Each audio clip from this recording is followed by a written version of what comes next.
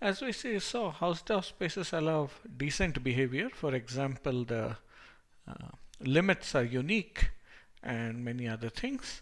But we would like more refined separation axioms for a couple of reasons. One is to construct functions to real numbers, and because that's a very useful way of studying topological spaces, and more specifically to understand what topological spaces come from metric spaces.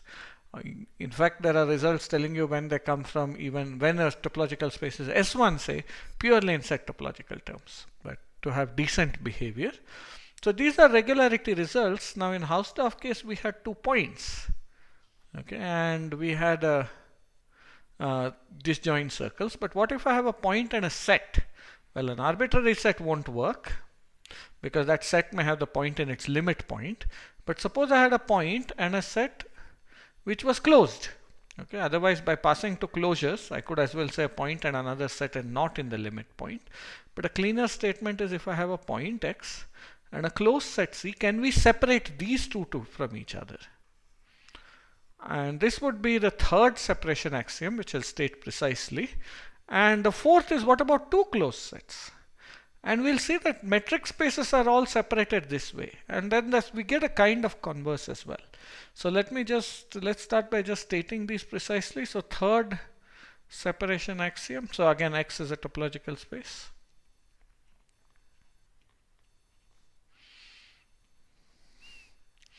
Third separation axiom.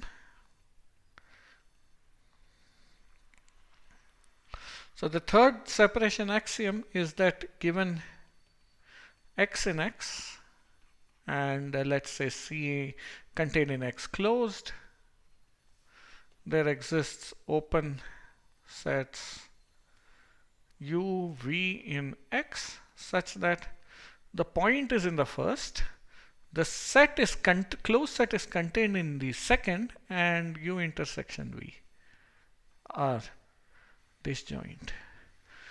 Now we may not have enough closed sets. So we actually, rather than looking at the third separation axiom alone, we have the property of regular. X is regular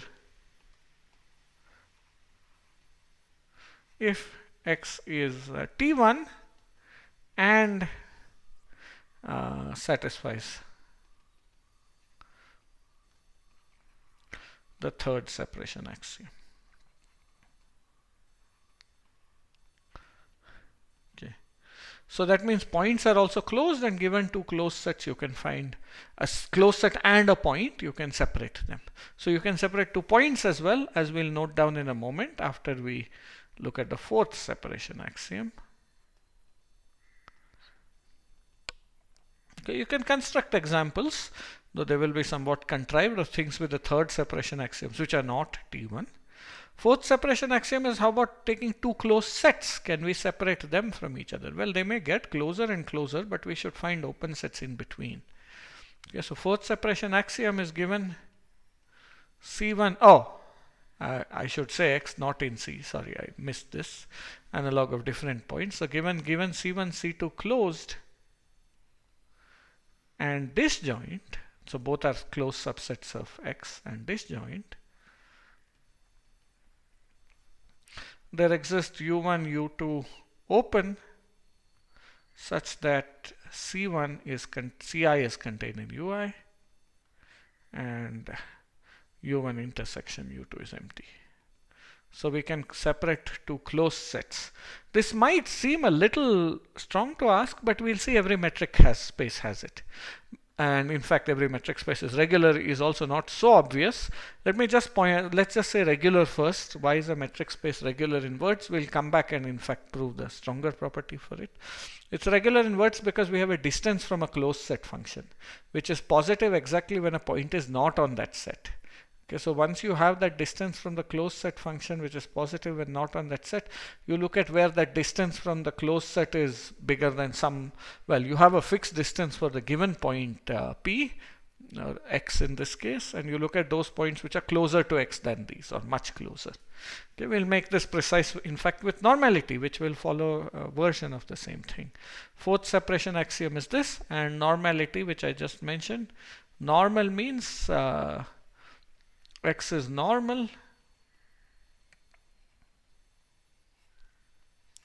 if X is T1 and satisfies the fourth separation axiom.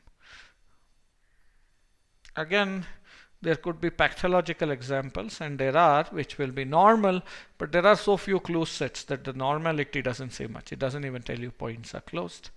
And easy to see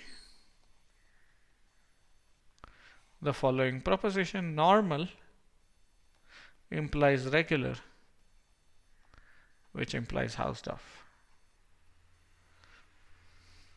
And in each case, well, normal is a property about two closed sets. Regular is about closed set and a point. Just take the point as the second closed set. And Hausdorff is about 2 points. Take the point as the closed set here. And because all of these include T1, points are indeed closed sets. So the same open sets will work right through. Okay. So now to see that these are serious, let us prove a theorem, which is, as I said, we did the work by studying properties of distance functions. The metric space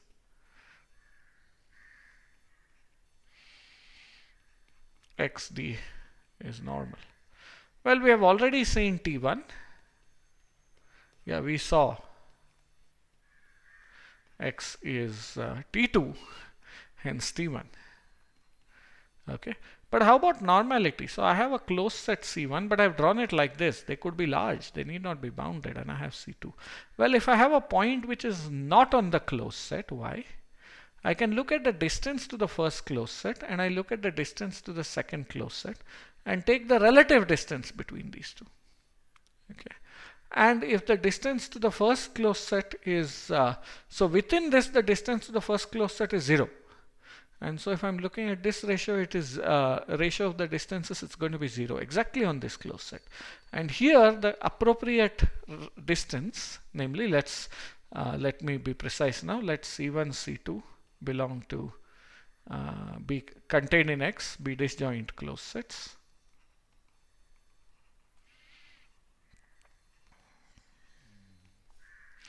Okay. Define F from X to, in fact, real numbers, but it actually goes to just 0, 1 by F of little x is going to be the distance between X and C1 by the distance between X and C1 plus distance between X and C2. Note, as C1 intersection C2 is empty, okay, distance between X C1 plus distance X C2 is positive for all X. Because remember, these distances are non-negative and they're 0 exactly when you're in the set. So both these can't be 0 unless you're in both C1 and C2. Okay, and now it's easy to see is that if X belongs to C1, f of X is 0. And if X belongs to C2, then the distance between X C2 is 0. So in fact, X belongs to C1 if and only if. So let's say further. X is C1 if and only if this is true. And X is in C2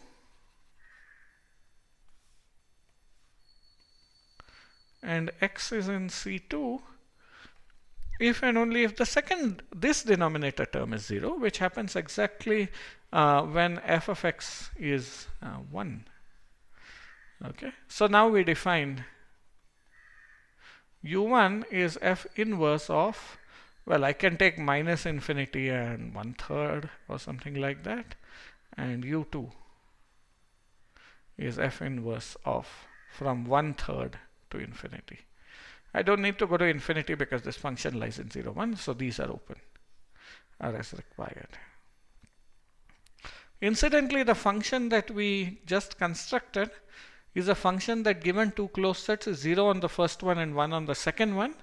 We will not only, we have shown metric spaces are normal, we will show that by constructing such a function, the Urysohn lemma, which we will prove, tells you that in fact as soon as you have C1 and C2 as as soon as you have normality, you can actually construct functions that are 0 here and 1 here.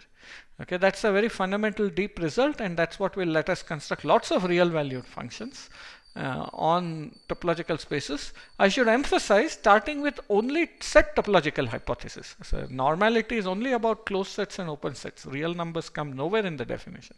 We can still construct real valued functions. So that's always a very nice thing when you start with abstract definitions, if you can recover the concrete objects that we are talking about.